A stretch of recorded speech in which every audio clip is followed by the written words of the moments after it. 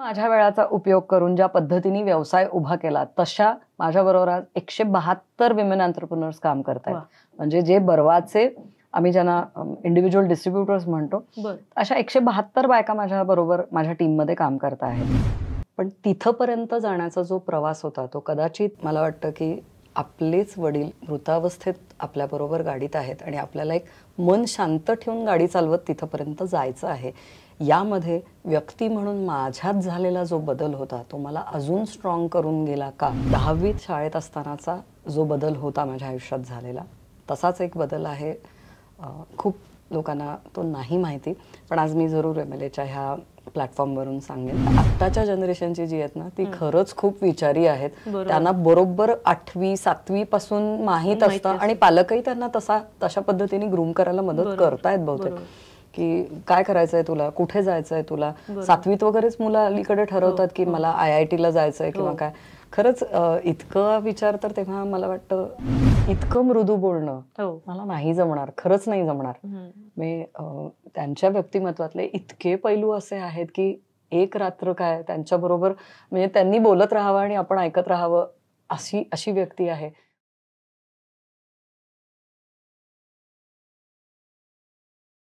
नमस्कार, MLA talk show मध्ये तुमचं मनापासून स्वागत आहे. मी आहे तुमची होस्ट अभिलाषा. फेसबुकवर सर्च करा MLA महाराष्ट्रीयन लेडीज असोसिएशन आणि लगेच जॉईन करा. MLA टॉक शो जिथे विचार, आचार आणि प्रेरणामधून तुम्हाला जीवनाचे रहस्य उलगडले जातात. सोबत आहेत आगळ्या वेगळ्या दृष्टिकोनातल्या व्यावसायिक जगामधल्या एक प्रसिद्ध नाव, एक प्रसिद्ध ब्रँड आणि त्याच्या फाउंडर आणि ओनर सौ कामाक्षी जोगळेकर बर्वे. मॅम नमस्कार. नमस्ते. कसं वाटतं तुम्हाला इथे येऊन? छान. मैत्रिणींची गप्पा मारायला केव्हाही आवडतं. येस. सो बर्वा ब्रँड म्हणून तुम्ही सगळेजण त्यांना ओळखतात, पण ऍज अ व्यक्ती म्हणून आज आम्हाला त्यांना तुमच्या समोर सादर करायचे किंवा आम्हाला तुम्हाला दाखवायचे की ऍज अ व्यक्ती म्हणून कशा आहेत. आणि आज तुम्हाला त्यांच्याबद्दल ऐकून तुम्हाला खरंच खूप काही शिकण्यासारखं आहे आणि खूप इन्स्पिरेशन मिळेल. मॅम आता आपण सुरू करूया. एक वेगळा प्रवास आहे. ब्रँड बद्दल तर तुम्हाला नेहमीच सगळेजण विचारत असतील, पण मला हे विचारायचंय की तुमच्या जीवनातला एक माइलस्टोन क्षण कुठला आहे ज्यामध्ये तुमचं पूर्ण जीवन बदलून गेलं? माइलस्टोन हे आयुष्यामध्ये येतच असतात. आज एक आला आणि माझं आयुष्य तिथून पूर्ण बदललं. कदाचित हे 3 वर्षानंतर अजून काहीतरी वेगळं घडत असतं आणि स्त्रीच्या आयुष्यात तर अशा गोष्टी होतच असतात. मी नक्की सांगेन की माझ्या आयुष्यातला पहिला टर्निंग पॉइंट किंवा माइलस्टोन ज्याला आपण म्हणू शकतो तो शालेय जीवनात आला होता जेव्हा मी 10वीला होते. मी डेक्कन एज्युकेशन सोसायटीच्या न्यू इंग्लिश स्कूल सातारा इथे शिकलेली आहे. छोट्या गावातलं माझं शिक्षण आहे सगळं. आणि डेक्कन एज्युकेशनची एक परंपरा होती की जेव्हा GS निवडला जायचा शाळेचा आणि प्रॉपर जशा इलेक्शन्स असतात, आत्ता निवडणुका जशा असतात तशा पद्धतीने मी शाळेत असताना इलेक्शनचं वातावरण असायचं पूर्ण. 15 दिवस आधीपासून प्रचार, तुम्ही तुमचं फॉर्म भरायचा असायचा आणि मग विद्यार्थ्यांच्या पर्यंत पोहोचून तुम्ही शाळेसाठी नेमकं काय करू शकता हे तुम्ही सांगितलं की मतदान व्हायचं. आणि मला खरंच हे सांगायला आवडेल की 67 वर्षाच्या माझ्या शाळेच्या कारकिर्दीमध्ये एकही व्यक्ती GS म्हणून अशी निवडली गेली नव्हती की ज्यांनी GS होण्याच्या निवडणुकीच्या दिवशी फॉर्म भरलेला आहे. आणि मी माझ्या शाळेची GS झालेली होते. टर्निंग पॉइंट मी एवढ्यासाठी म्हणेन किंवा माइलस्टोन एवढ्यासाठी म्हणेन, 10वीच्या विद्यार्थ्यांना ही संधी फक्त मिळते आणि 5वी पर्यंत म्हणजे जवळपास 5वी ते 10वी पर्यंतच्या सगळ्या विद्यार्थ्यांशी तुमचा संपर्क असावा लागतो.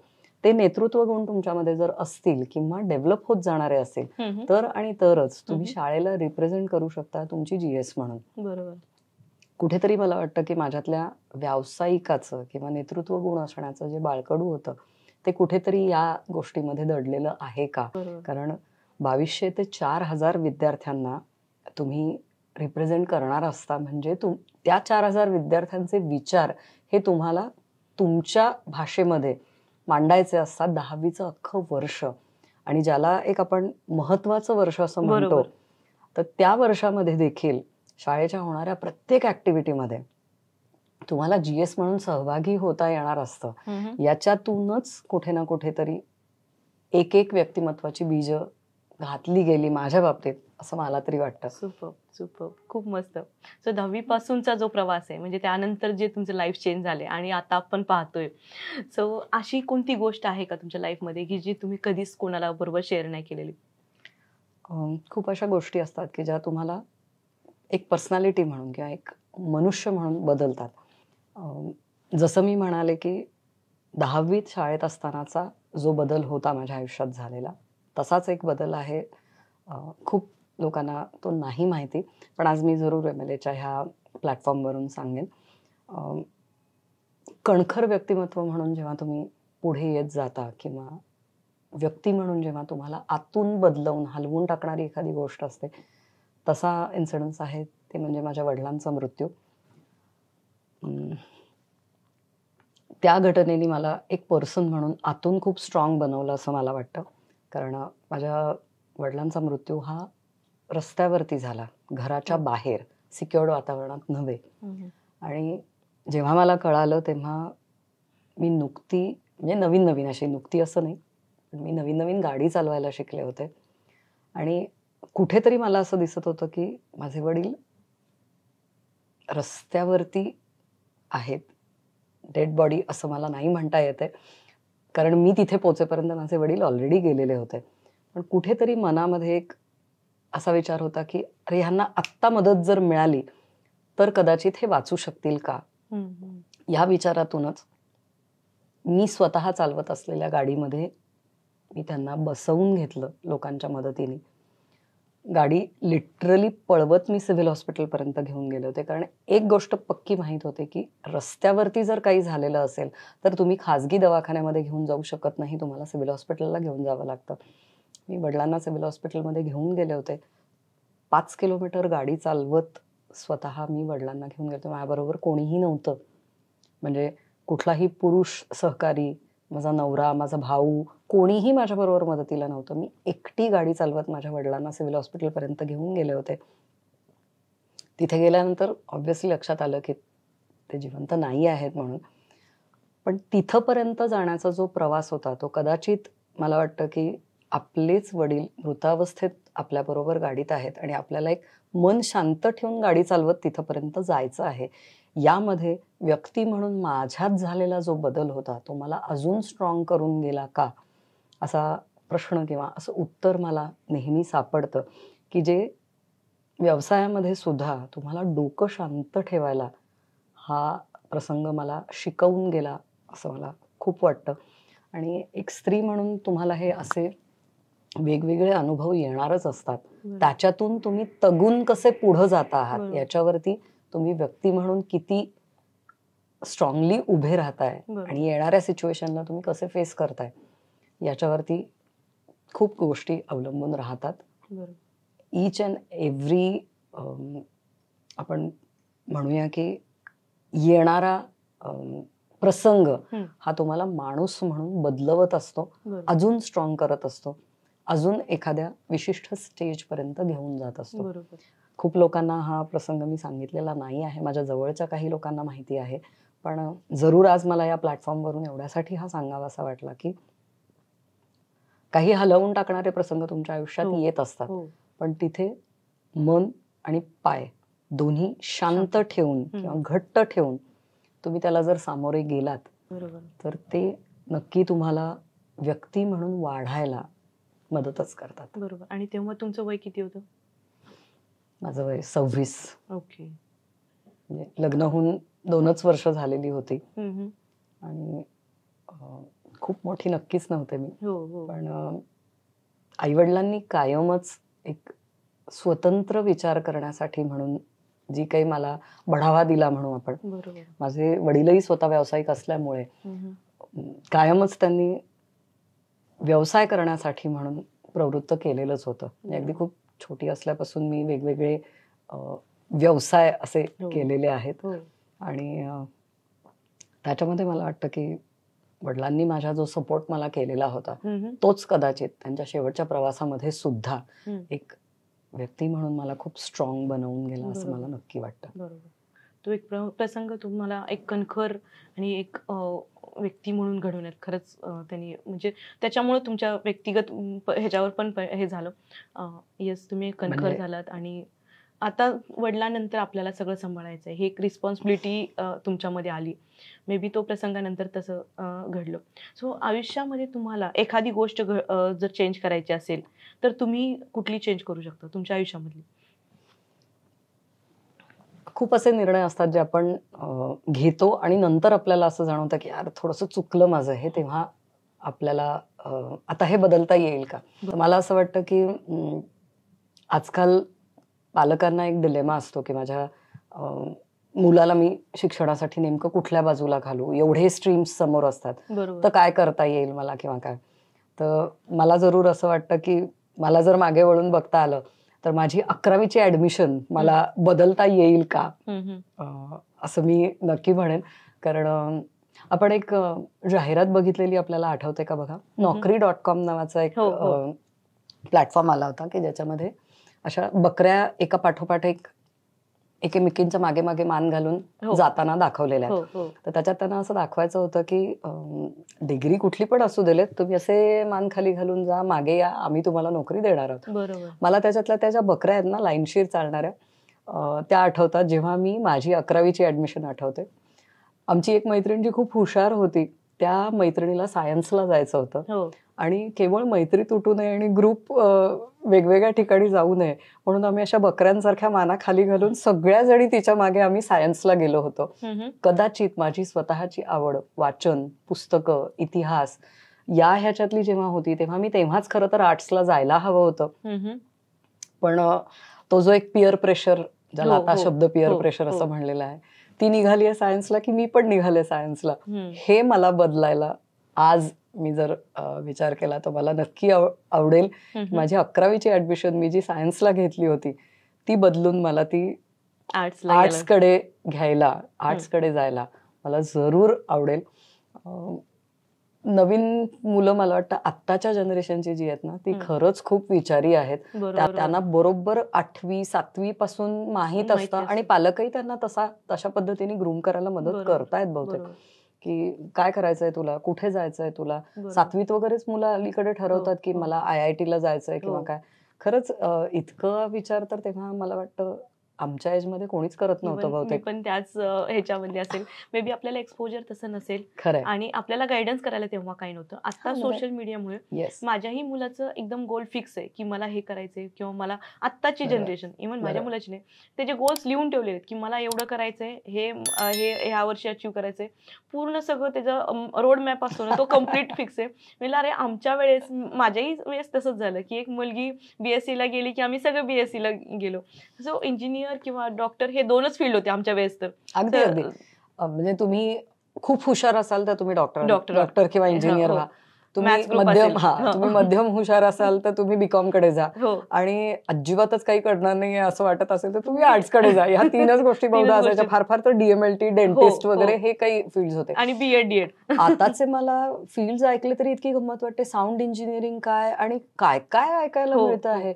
म्हणजे स्ट्रीम्स सुद्धा इतके बदलत निघालेले आहेत. कल्चरल एंटरप्रिनरशिप असा एक नवीन सेगमेंट मी खूप यंग मुलांशी पण माझं बोलणं होत असतं व्यवसायाच्या निमित्ताने म्हणा, किंवा माझी मुलं आता या वयातलीच आहेत.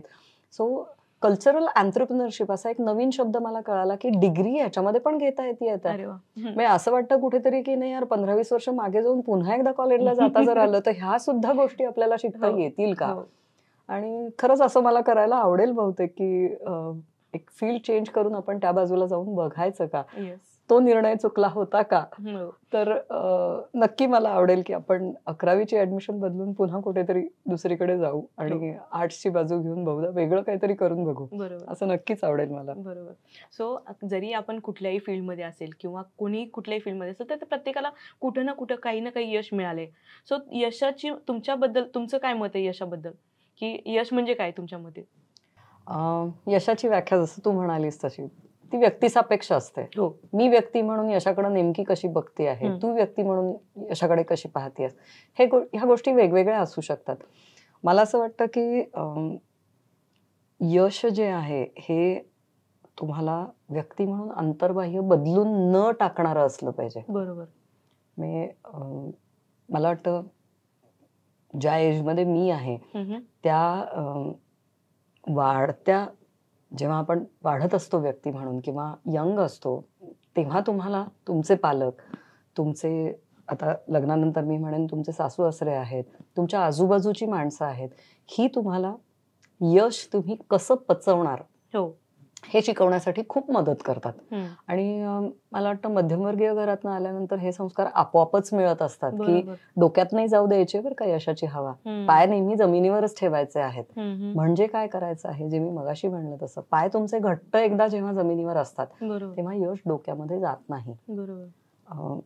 यश तुमचं कसं मोजलं जातं, तर तुमचा आता जर व्यावसायिक असाल तर तो तुमचा प्रवास आलेख जेव्हा असा चढता राहताना दिसतो, हम्म. तेव्हा कदाचित आपण म्हणू शकतो की हा यशस्वी व्यावसायिक आहेत बरं का, किंवा तुम्ही UPSC MPSC करून एखाद्या चांगल्या पोस्टवरती गेलेला असलं तर यशस्वी आहेत असं म्हणलं जातं. पण यशस्वी असताना सुद्धा तुमचा एखादा निर्णय जर चुकला असेल तर त्याच्याकडे तुम्ही कसं बघता आणि किती स्वतःला ग्राउंडेड ठेवता, जमिनीवर किती ठेवता स्वतःला, बरोबर. याच्यावरती मला वाटतं की यश जे आहे हे खरं तर मोजलं गेलं पाहिजे.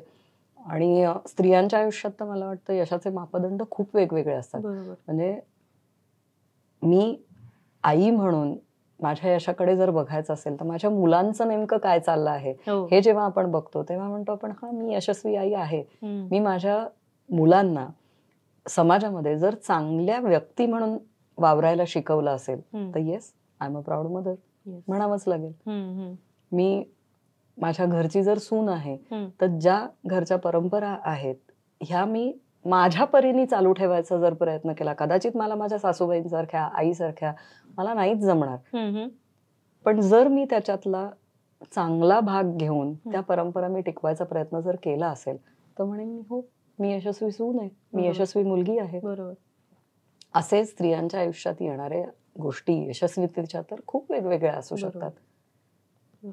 मी आणि माझा नवरा किंवा आपला लाईफ पार्टनर आपण म्हणूया, यांच्यामधला बॉन्ड उत्तम असेल तर हो, आम्ही यशस्वी आहोत. हो. एक रिलेशन उत्तम प्रकारे मेंटेन ठेवणं, आपण त्या रिलेशनला जपून ठेवू शकणं. तुमच्या आमच्या आई वडिलांची भांडणं होत नव्हती का? होत असतील ना, पण तो जो एक तरलपणा असायचा नात्यामध्ये तो आजकालच्या स्पीडमुळं खूप अवघड झालाय. जगण्याच्या स्पीडमुळे सुद्धा या गोष्टी अवघड होत चालल्या आहेत. तर ते जरी आपण टिकवून ठेवलं तरी पुन्हा ते यशस्वी होणंच आहे ना. बरोबर. नातं टिकवणं सोपं नाहीच आहे. बरोबर. त्यामुळे एक व्यक्ती म्हणून जेव्हा तुम्ही यशस्वी आहात असं म्हणलं जातं तेव्हा हे सगळे मापदंड बघावे लागतात. यश म्हणजे फक्त पैसा नव्हे ना, बरोबर. किंवा मोठं घर, मोठी गाडी म्हणजे यशस्वी आहे का? तर नाही.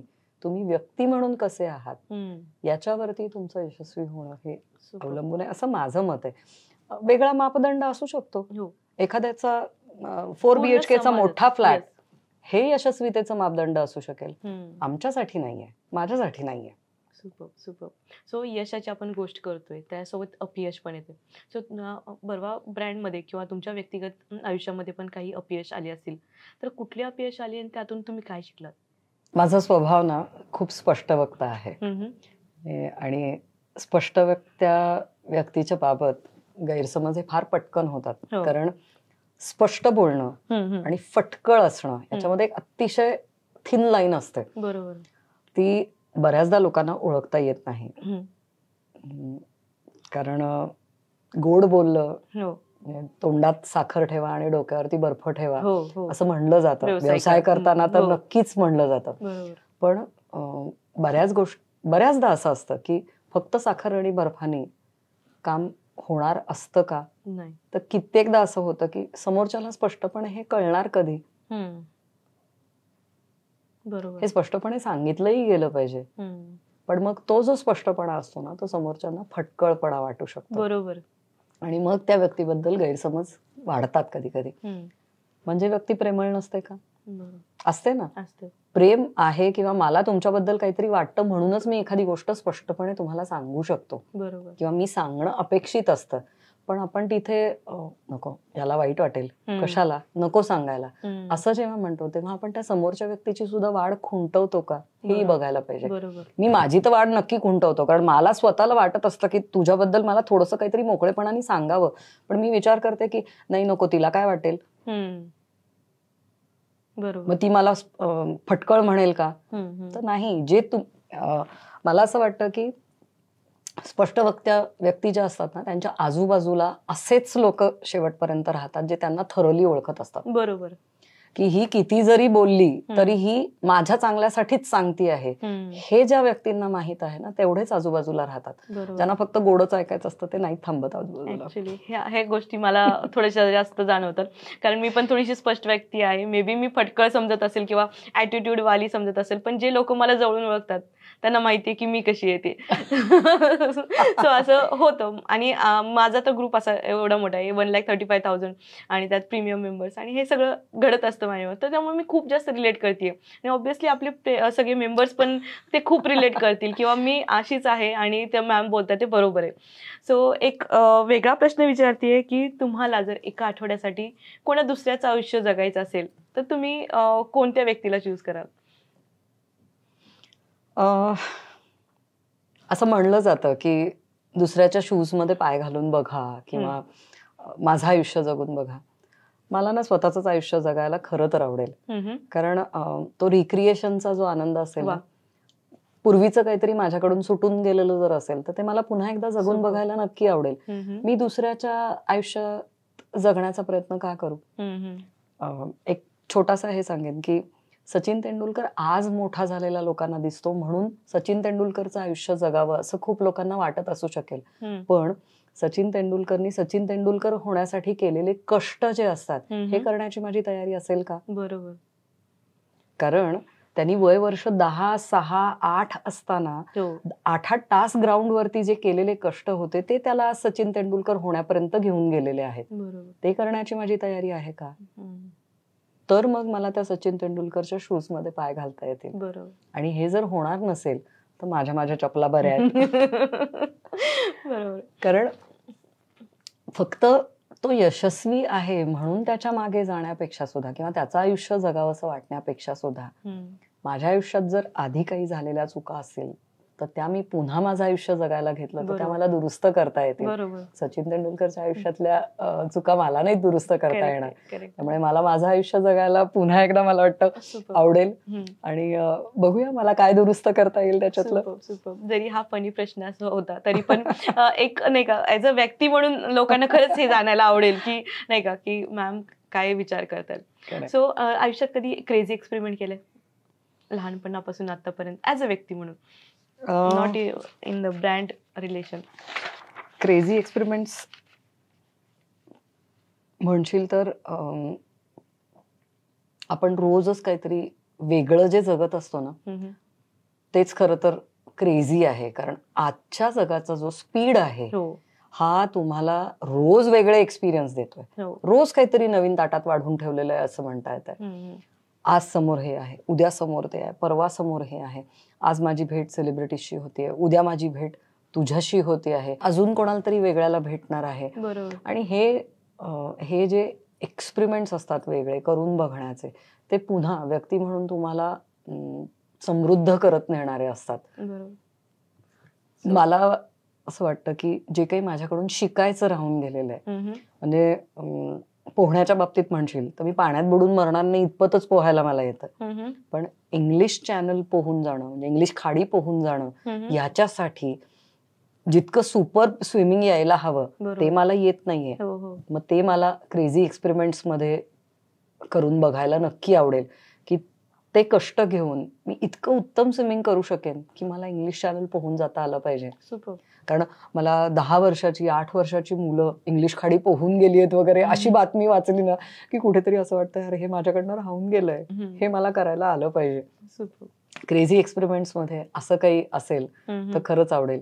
किंवा सुनीता विल्यम्स आता अंतराळात आहे, त्या जे करता आहेत तर हे कदाचित मानव जातीला खूप काही मोठं देऊन जाणार आहे. नेमकं काय ते अजून स्पष्ट नाहीये झालेलं, पण कुठेतरी माणसाच्या आयुष्यामध्ये बदल घडवण्यासाठी माझा एवढासा का होईना सहभाग असणार आहे.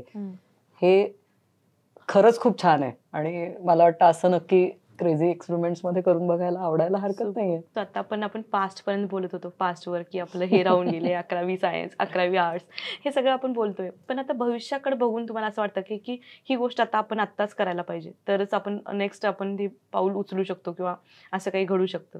सो असं काही विचार करताय का तुम्ही? बदल तर रोज घडतायत. बरोबर. जसं आपण म्हणलं की कालचा स्मार्टफोन हा आज जुना झालेला आहे, हो. आज काहीतरी नवीन आलेलं आहे. हो. माझी जनरेशन आहे ही सिंगल कॅसेट प्लेअर रेडिओ पासून ऐकत आलेली हो. जनरेशन आहे, ती आज AI पर्यंत येऊन टेकलेली आहे. बरोबर. म्हणजे एखादी गोष्ट जी मी करू शकते आहे ती मी सोडून माझ्या डोक्यातल्या विचारांवर ओव्हर पॉवर होऊन अजून काहीतरी वेगळं करू शकणारी अशी पण टेक्नॉलॉजी आता समोर आली. बरोबर. म्हणजे मग व्यक्तीची गरज नाहीये का? हम्म. तर नाही. हे सगळं चालवण्यासाठी पुन्हा ब्रेन लागतोय ना, बरोबर. तो कुठून आणायचा? बरोबर. म्हणजे AI तुम्हाला ओव्हर पॉवर करेल का, किंवा AI ची भीती बाळगायची का? तर मला असं वाटतं जयंत नारळीकर सरांचं एक पुस्तक आहे, वामन परत ना आला म्हणून. बर. तर जर वाचलेलं नसेल कोणी तर माझा आपली मुलाखत बघणाऱ्या प्रेक्षकांना जरूर हा सल्ला असेल की पुस्तक हातात घ्या आणि जरूर वाचून बघा, वामन परत ना आला. याच्यामध्ये त्यांनी एका छोट्या रोबोटची गोष्ट सांगितली आहे की उद्या पुढे जाऊन हे रोबोट्स आपल्याला ओव्हर पॉवर करतील का आणि मानवासाठी धोकादायक असतील का. जे आज आपण AIच्या बाबतीत विचार करतो आहे ते कदाचित त्यांनी 83 मध्ये लिहिलेली गोष्ट आहे ती. ओके.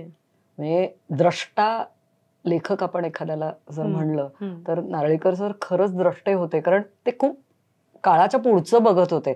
आणि हे एक त्यांनी पुस्तक आपल्या हातात देऊन ठेवलेलं होतं की ज्यांनी पुढे काय होणार आहे याची एक कल्पना आपल्यासाठी समोर आणली होती. मला वाटतं हे जर पुस्तक वाचलेलं असेल तर आजच्या AIची भीती बाळगण्याची खरंच कारण नाही आहे. भविष्यात 1 स्टेप ॲट अ टाइम असं जर घेत गेलो आपण, आज माझ्या पुढे हे आहे, ती स्टेप मी चालून गेलो तर खूप लांब 10 स्टेप्सचा विचार कशाला करायचा आहे. बरोबर. कारण मिनिटाला जर जग बदलतं आहे तर एका स्टेपचा विचार आता करा, 10 स्टेपचा विचार करूच नका. बरोबर. 10 स्टेप्स येतील तशा घेऊया ना. बरोबर. रस्ता जिथपर्यंत आहे तिथपर्यंत चालत जा, त्याच्यानंतरचा पुढचा रस्ता आपल्याला दिसायला दिसेल असं म्हणेल. आज मला असं वाटतंय की मी इथपर्यंत चालत गेलो की मला पुढे काय आहे हे जर माहित नाहीये तर मग पुढे काय आहे याच्या भीतीने मी आज चालायचं थांबायचं कशासाठी. तिथपर्यंत जाऊया, मग बघूया. कदाचित छोटा खड्डा असेल, उडी मारून जाऊ शकतो का. थोडा मोठा खड्डा असेल तर एखादी शिडी टाकून त्याच्यावरून आपल्याला जाता येणार आहे का. कितीतरी प्रकार आहेत. त्या वे आउट पर्यंत जाण्यासाठी तिथं तो प्रवास तरी करा. आत्ताच जर मी घाबरून गळाठून बसून राहिले तर काय उपयोग आहे. बरोबर. मग मी भविष्यात जाणार कशी. बरोबर. Super super. सो आतापर्यंत तुमचं लाईफ पाहतोय आपण आणि मे बी असं वाटलं की माझ्या आता चॅनलवर आम्ही प्रोड्युसर पण बघतात, डायरेक्टर पण बघतायत, लेखिका पण बघतायत. सो तुमच्या जीवनावर एखादं पुस्तक काढायचं ठरवलं किंवा चित्रपट काढायचा ठरवलं तर त्याचं नाव काय असेल, तुम्हाला काय वाटतं? अरे बापरे. नाही, खूप मोठं हे होईल की निश्चित बनेल ma'am. You never know. Autobiography येण्यासाठी किंवा काय तुमचं काम पूर्ण व्हायला लागतं ना. माझं काम अजून पूर्ण नाही झालेलं. माझं काम आहे प्रत्येक माणसापर्यंत ज्याला निसर्गाची आवड आहे, ज्याला चांगलं काहीतरी करायचं आहे, त्याच्यापर्यंत जर मला पोचायचं असेल तर माझं कामच अजून पूर्ण व्हायचं आहे. एक मला वाटतं हा प्रश्न तुम्हाला एक 15-20 वर्षांनी विचार, मग आपण बघूया की त्याच्यावरती नेमकं काय करता. पार्ट 1 करू नंतर पार्ट 2 करू. सो कारण ही जर्नी खूप इन्स्पिरेशनल आहे. जरी तुम्हाला असं वाटत असेल की मी काहीच केलं नाही, पण लोकांना तुमच्याकडे पाहताना एक इन्स्पिरेशन मिळते की आज हा ब्रँड किती मोठा झालाय हे तुम्हाला आयडिया नाहीये.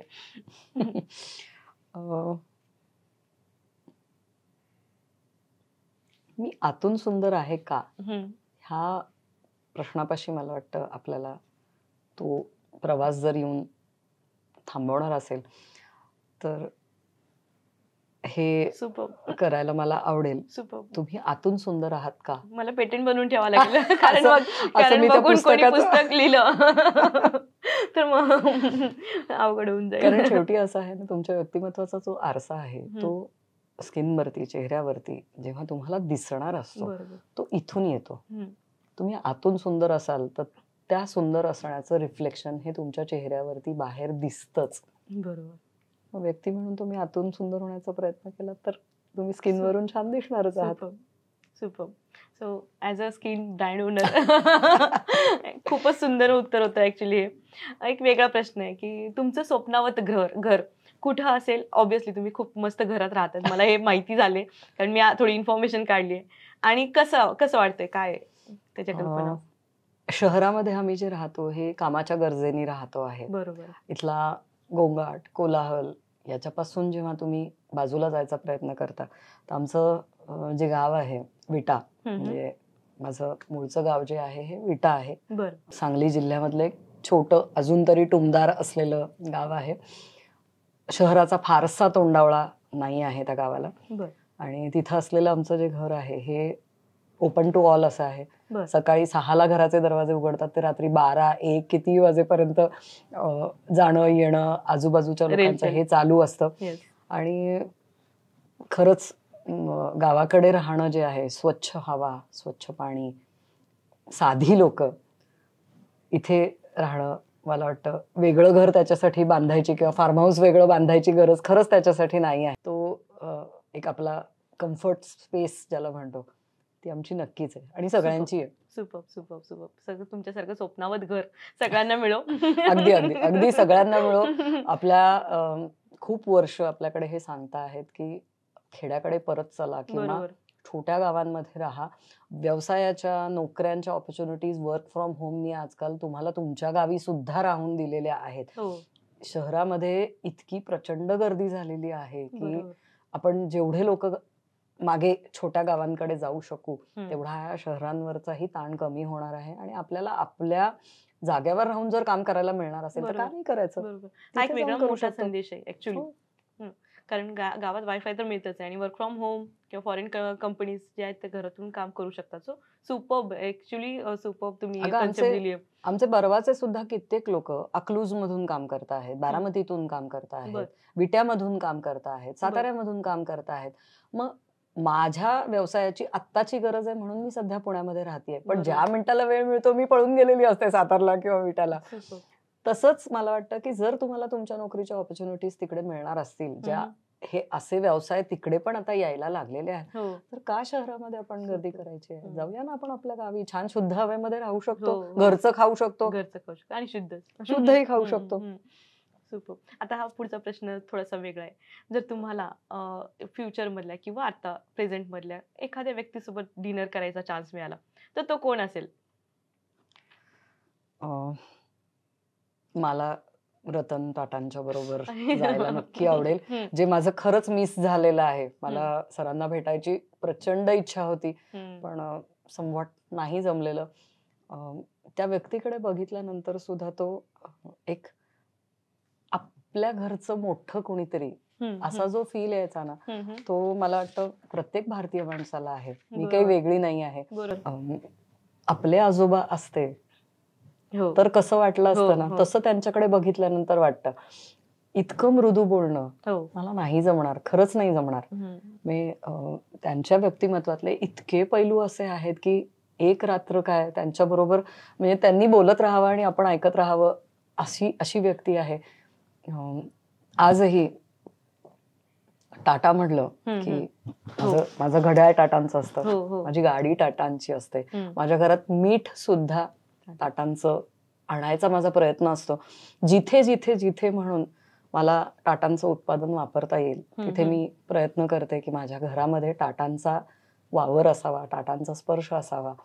आणि त्यांनी जे आपल्याला शिकवलं आहे, भले ते मुंबईच्या बॉम्बस्फोटानंतर आलेले टाटांच्या बद्दलचे काही लेख असतील की त्यांनी त्यांच्या एम्प्लॉईजना कशा पद्धतीने मदत केली किंवा ताजच्या बाहेर बसलेल्या लोकांना कशा पद्धतीने त्यांनी मदत केली होती, इतक्या अनटोल्ड स्टोरीज आहेत ह्या, ज्या कदाचित आपल्याला व्यक्ती म्हणून आपण जर आपल्यात काही कमी असेल किंवा जर आपल्यात हे नाही आहे तर आपण कोणाकडून शिकून घेऊ शकतो. तर मला वाटतं रतन टाटा ही व्यक्ती आहे की त्यांच्याकडून शिकण्यासारख्या इतक्या गोष्टी होत्या. आणि मला खरंच या गोष्टीचं दुःख आहे की मला त्यांना पर्सनली नाही भेटता आलं. पण आजही ते जिथे आहेत तिथून ते प्रत्येकाला व्यवसाय करणाऱ्या तर प्रत्येकाला प्रेरणा ते देतच राहतात. त्यांच्या प्रत्येक वागण्यातनं, त्यांच्या CSR ऍक्टिव्हिटीच्या विचारांमधून की नेमकं मी काय करू शकतो. वयाच्या म्हणजे 80-82व्या वर्षी सुद्धा वृद्ध व्यक्तींना मदत करण्यासाठी म्हणून एखाद्या यंग मुलांचा ग्रुप बनवू शकतो का असा विचार करून त्यांनी त्यांचा एक नवीन काय म्हणतो आपण सेगमेंट चालू केला होता की वृद्ध व्यक्तींना हेल्प करण्यासाठीच्या मुलांचा एक ग्रुप बांधला होता त्यांनी. तर इतका द्रष्टेपणा तुमच्याकडे असावा की मी स्वतः वृद्ध होतो आहे, मला काय काय पद्धतीची मदत लागेल, तशी मदतीची फळी मला उभी करता येईल का, हा विचार दुसऱ्यांसाठी करणं हे खरंच म्हणजे अद्वितीय आणि जगावेगळं असंच आहे. आणि अशा व्यक्तिमत्वाला भेटणं मी खरंच मिस केलं असं मला वाटतं. सो उद्योग जगातील सर्वात म्हणजे आपण देव म्हणू शकतो, देवची तुम्ही आता आठवण काढली. आणि मी खरं सांगू का, ते व्यक्ती आहेत तर त्यांना आपण व्यक्तीच ठेवूया, नको आपण त्यांना देवत्व द्यायला. कारण कसं होतं ग, देवापर्यंत पोहोचणं काही वेळेला अवघड होतं. बरोबर. पण ते असे व्यक्ती होते की ज्यांच्यापर्यंत पोहोचणं सोपं आहे असं वाटायचं. इतके साधे साधे किस्से आपण त्यांच्या बाबतीतले ऐकलेले आहेत की ते लोकांच्यात जाऊन मिसळायचे, जमिनीवरच बसायचे, कित्येकदा कामगारांच्या बरोबर ते खाली बसून जेवलेले आहेत.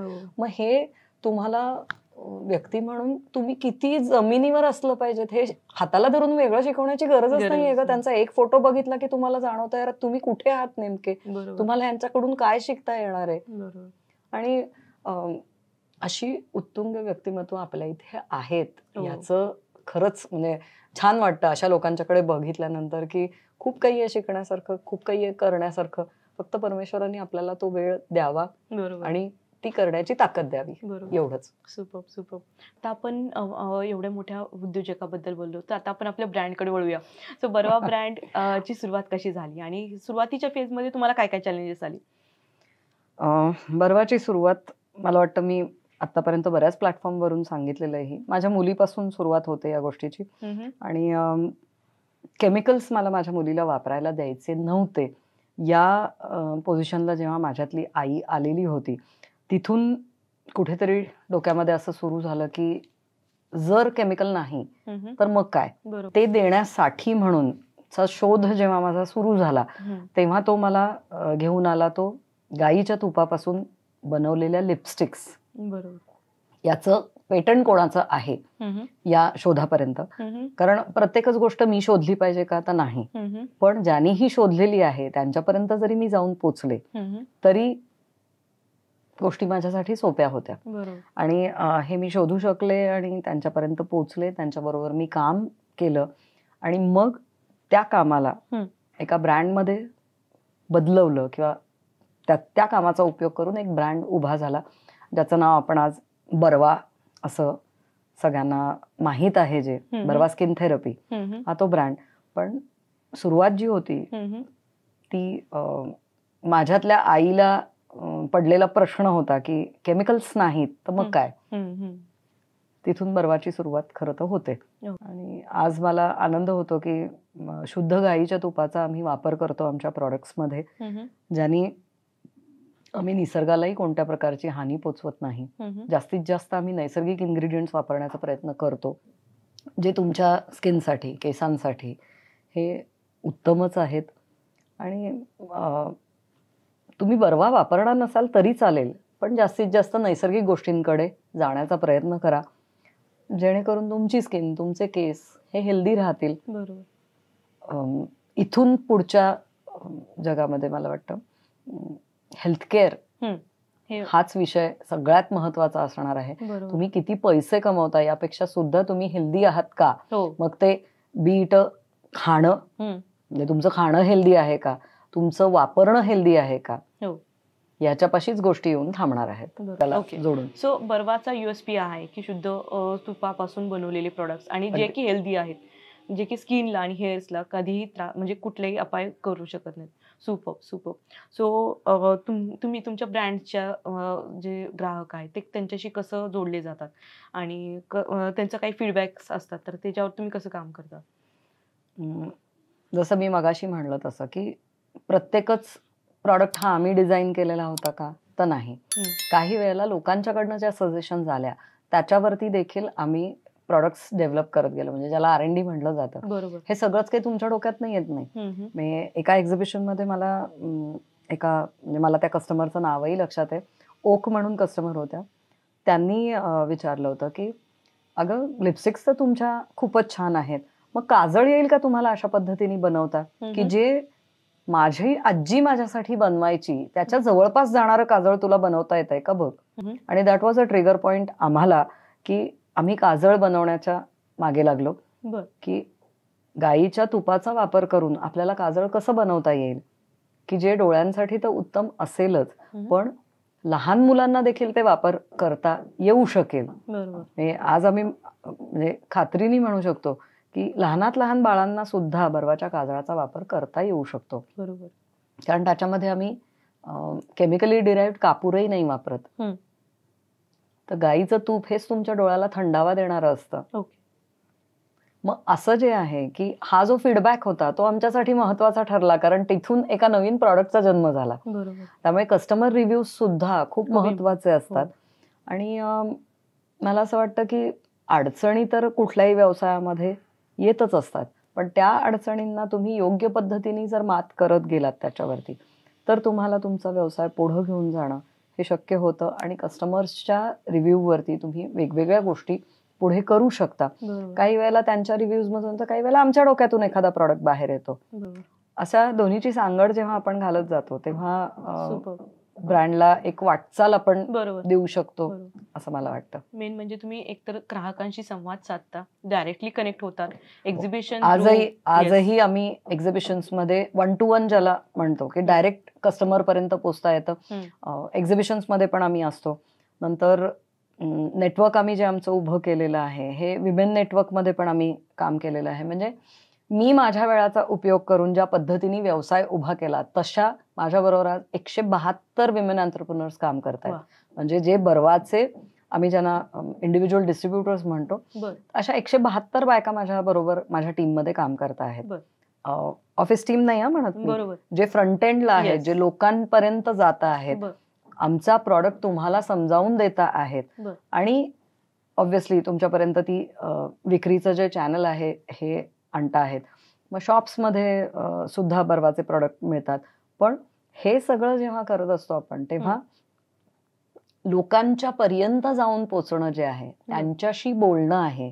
आणि त्यांना जेव्हा तुम्ही हे सांगता की केमिकल्सचा परिणाम तुमच्यावरती काय होतो आणि ऑर्गॅनिक कडे तुम्ही जेव्हा वळताय, नैसर्गिक कडे तुम्ही जेव्हा वळताय, तेव्हा होणारा परिणाम काय आहे, हे सगळं करत असताना हा जो चॅनल आहे, या ज्या स्त्रिया आहेत आमच्या बरोबर काम करणाऱ्या, ज्या बर्वाचा फेस आहेत माझ्या बरोबरीने, आज मी एकटी दिसताना तुम्हाला स्क्रीनवरती दिसते, पण ही 172 लोकांची फळी जी आहे ही कुठे ना कुठेतरी बर्वाचा ब्रँड उभा करायला, बर्वाचा फेस लोकांच्या पर्यंत यायला, एक चेहरा म्हणून बर्वाला उभं करायला हे सगळेच लोक अतिशय छान अशी मदत करत आहेत. सुपर. सो हे सगळे तुमचे चॅनल पार्टनर्स आहेत फॉर एक्झाम्पल. सो जर बर्वा फ्रँचायझी मॉडेलमध्ये जात आहे का, किंवा जर समजा आता आमच्या ग्रुपमध्ये खूप लोकांना स्वतःचा घरातून व्यवसाय चालू करायचा, बरोबर, सर बर्वाचे प्रोडक्ट्स त्यांना कसे युजफुल होतील? म्हणजे त्यांनी जसं बाकी 172 लेडीज ज्या हे झाल्यात बर्वाचे चॅनल पार्टनर झालेत, सो जे लेडीज बघतायत आणि ज्यांना घरातून काहीतरी चालू करायचे त्यांच्यासाठी तुम्ही काय सांगाल? व्यवसायात तर नक्कीच या, तुम्ही फक्त बर्वाकडे या असं नाही, कुठलाही व्यवसाय करा.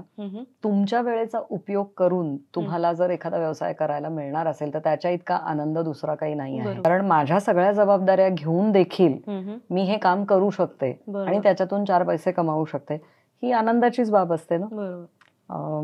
त्यामुळे छोट्या म्हणजे निमशहरी भागातून आलेल्या स्त्रिया देखील असतील, म्हणजे आता अमरावती आहे, अकोला आहे, बीड आहे, या ठिकाणी लातूर असेल, इथे देखील बर्वाला जे ओपनिंग मिळतं आहे किंवा एखाद्या ठिकाणी नसेल तर तिथे तुम्ही जरूर आमच्यापर्यंत पोहोचू शकता.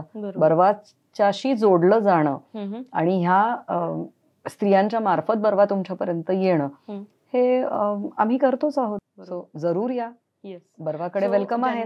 ज्यांना स्वतःचा बिझनेस चालू करायचा आहे त्यांनी तर बर्वाकडे या, आणि पण ज्यांचा शॉप आहे तर त्यांनीही प्रोडक्ट्स ठेवून परत एक दुसरा बिझनेस चालू करण्यासाठी खूप मोठी सपोर्ट होऊ शकेल. हे बघ, माझा साडीचा बिझनेस आहे समज, हो. माझं दुकान आहे साडीचं. हम्म. साडी बरोबर काय जाऊ शकतं ग? लिपस्टिक. ऍक्सेसरीज. येस. बरोबर. हो. मग ऍक्सेसरीज मध्ये काय येतं? मेकअप हा ऍक्सेसरी मध्ये येतो, हो. स्किन केअर हा त्याच्यामध्ये येतो, आणि बर्वा चारी सेगमेंट मध्ये काम करतं. बरोबर. म्हणजे स्किन केअर मध्ये आम्ही आहोत, बॉडी केअर मध्ये आहोत, हेअर केअर मध्ये आहोत, आणि मेकअप मध्ये आहोत. हम्म.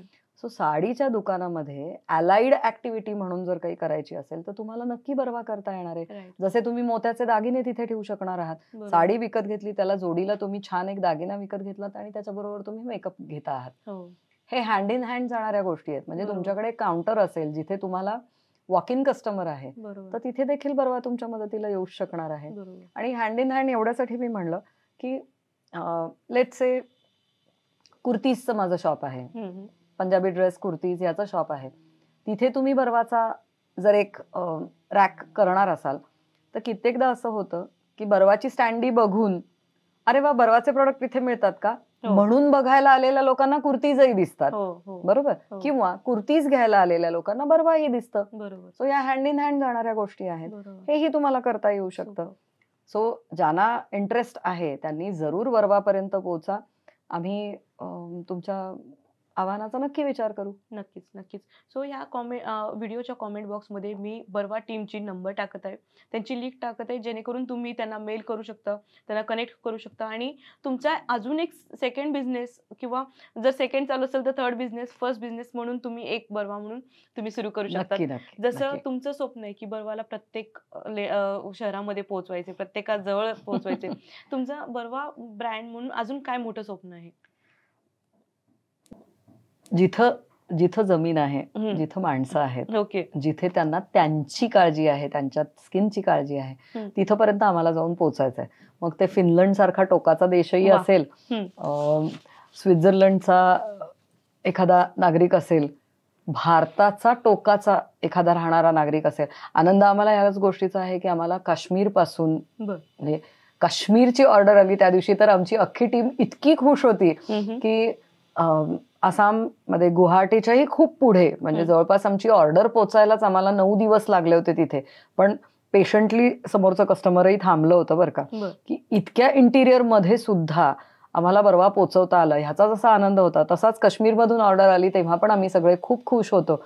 कारण इतकी वर्ष आपण काश्मीर धुमसतंय, यावय त्यावय हे सगळं ऐकलं होतं, पण बरोबर. तिथं देखील लोकांचं जनजीवन हे नॉर्मल होत चाललेलं आहे. स्वतःच्या स्किनकडे लोक पाहतायत, काळजी घेत आहेत, आणि काश्मीरची ऑर्डर आली त्या दिवशी खरंच आम्ही सगळेजण खूप खुश होतो हम्म. की तो एक भाग आपला सुटतोय का काय असं वाटलं होतं. तर नाही, तोही आपल्याशी कनेक्टेड आहे. बरोबर. संपूर्ण भारतातून आम्हाला ऑर्डर्स जशा येत आहेत तशा जिथे जिथे माणसं राहतात तिथेपर्यंत आम्हाला Super. बर्वाला घेऊन जायला आम्हाला Super, नक्की super. आवडणार So, आहे. एक वेगळं आन्सर होतं, कारण प्रत्येकाचं असं असतं की मी मोठ्या प्रत्येक शॉपमध्ये प्रोडक्ट्स, आणि पण ते प्रोडक्ट्स शॉपमध्ये ठेवून त्या माणसांपर्यंत पोहोचलं पाहिजे.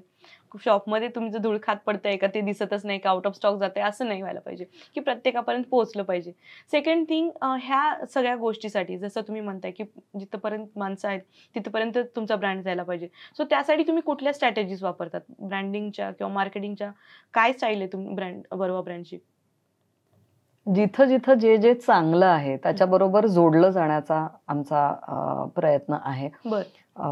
मग ती कॉलेजमध्ये होणारे कॉलेज फेस्ट असतील बर. की ज्याच्यामध्ये खूप यंग मुलांच्या बरोबर आपला इंटरॅक्शन होऊ शकते, बर. आणि नवीन जनरेशन पर्यंत केमिकल्स वापरू नका, बर. किंवा ती तुम्हाला काय त्रासदायक होणार आहेत, हम्म. आणि मग नॅचरलकडे तुम्हाला कसं जाता येईल, हम्म. हा संदेश घेऊन जर आम्ही कॉलेजच्या फेस्ट पर्यंत जात असू हम्म. तर आम्ही जसे चांगले होणारे नाटकाचे प्रयोग आहेत हम्म. ज्याला आम्हाला स्पॉन्सरशिप देता येऊ शकते का, स्पॉन्सरशिपचा उपयोग एवढा होतो की तिथे तुम्हाला लोकांशी पर्सनल जाऊन बोलता येतं. बरोबर. तुम्हाला तुमचा जो विचार आहे हम्म. एखाद्या ब्रँड मागचा किंवा एखाद्या प्रॉडक्ट मागचा, हा तुम्हाला तिथपर्यंत घेऊन जात, म्हणजे तुम्ही जाऊ शकता. चांगलं मराठी नाटक आहे त्याच्यासाठी तुम्ही तिथे जा, तिथे लोकांशी बोला, तिथे तुमचा म्हणणं काय आहे हे लोकांना सांगा. एक्झिबिशन्स तर आम्ही करतच असतो जिथे तुम्हाला डायरेक्टली लोकांच्या पर्यंत जाता येतं. बरोबर. नंतर काही शाळा अशा आहेत की ज्यांचे अॅन्युअल फंक्शन्स म्हणजे गॅदरिंग जी असतात ही फक्त बर्वाच्या मेकअपनी होतात. बरोबर. का तर लहान मुलांची स्किन खूप सेन्सिटिव्ह असते हो, आणि हो. लहानपणापासून त्यांच्यावरती केमिकल्सचा मारा व्हायला नको, केमिकल मेकअपचा मारा व्हायला नको, म्हणून आम्ही तिथपर्यंत पोहोचतो. हे मेकअप फ्री ऑफ कॉस्ट आम्ही त्यांना पुरवतो. बरोबर. अशा ज्या गोष्टी आहेत ह्या आम्हाला खरंच करायला एक ब्रँड ओनर म्हणून आम्हाला खरंच आवडतात ह्या करायला. जे चांगलं, जसं बरोबर. काही चांगलं ऐकायला मिळणार असेल तर तिथे बर्वाला आम्हाला घेऊन जाता येतंय का याचा प्रयत्न असतो.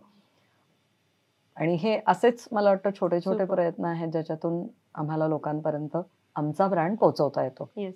ही मार्केटिंग स्ट्रॅटेजीमुळे काय होतंय की समाजावर तुमचा वेगळा इम्पॅक्ट पडतोय हे तुम्ही दाखवून देताय.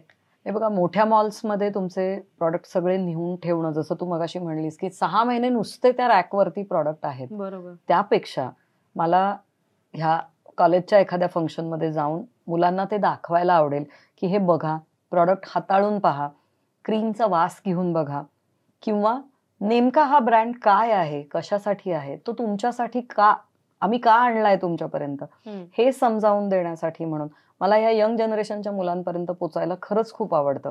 सुपर. कारण इथून पुढची त्यांची 25 ते 30 वर्ष आयुष्यातली जाणार असतात, हो.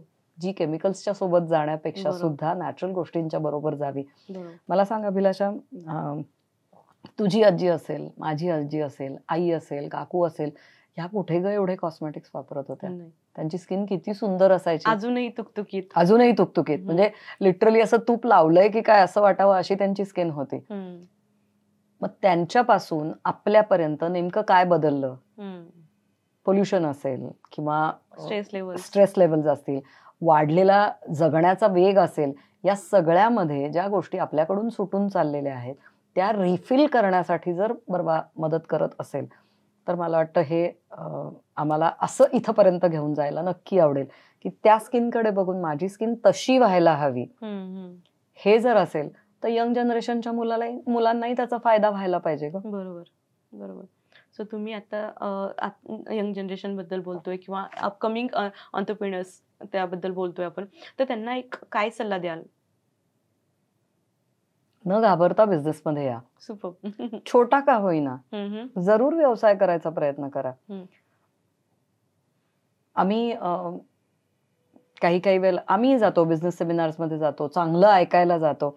मला पितांबरीच्या प्रभुदेसाई सरांचं एक वाक्य आठवतं, ऐकलेलं एका सेमिनारमध्ये. त्यांनी सांगितलं होतं की व्यवसायात या, 100 वर्षापर्यंत तो व्यवसाय टिकला पाहिजे अशा पद्धतीने व्यवसाय उभा करायचा प्रयत्न करा. बरोबर. आणि जेव्हा तुम्ही हा व्यवसाय उभं कराल, ऑब्व्हियसली जेव्हा आपल्याकडे पैसे येतात तेव्हा आपण काय करतो? त्याचं दागिने खरेदी करतो, घर घेतो, कुठेतरी फार्म हाऊस बांधतो, नाही तर जमीन घेतो. बरोबर.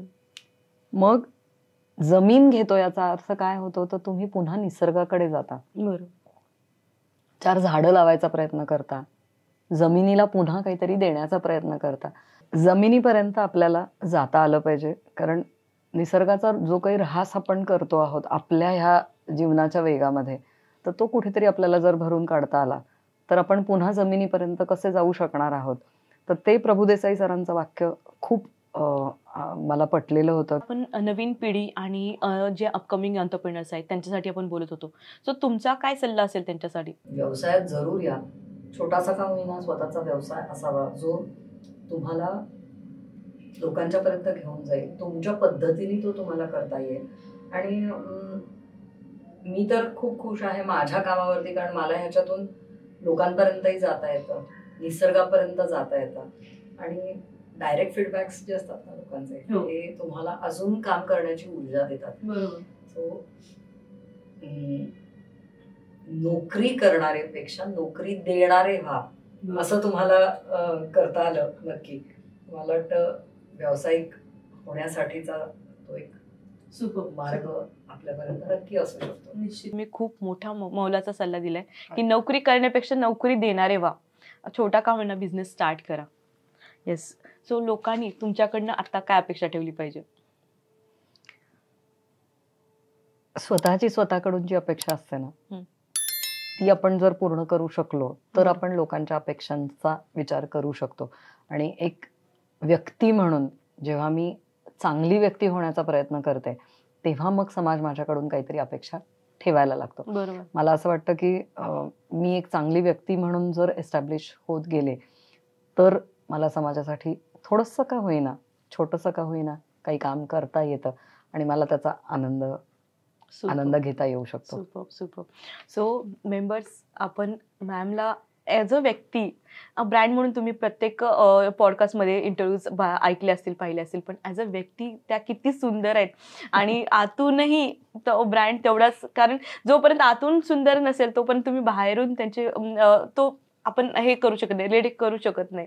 सो आज आपण मॅमला खूप आतून बाहेरून, मला वाटलं की थोडा तरी आम्ही त्यांच्यापर्यंत पोहोचण्याचा प्रयत्न केलाय.